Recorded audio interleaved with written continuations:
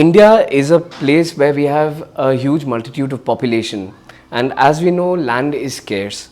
And not just scarce, but it has multiple uses. So land can be used for agriculture, it can be used for grazing, it can be used for industry, it can be used for settlements, and so on and so forth.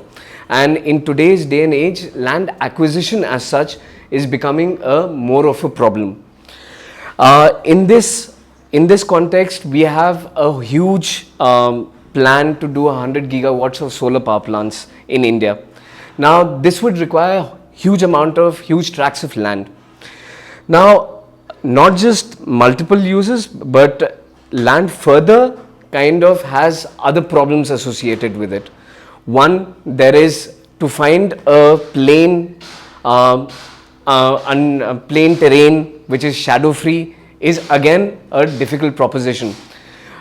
You can find it in wastelands, but again, to convert those wastelands into power plants, one has to kind of do a lot of effort into making those areas plain. A floating power plant, on the other hand, does away with these disadvantages. So on a water body, you have a flat surface which is completely plain. It has no undulations. Secondly, it captures no dust from the atmosphere. Now, in case of solar power plants, one of the biggest enemies of a solar power plant, so to say, is the dust accumulation on the solar panels.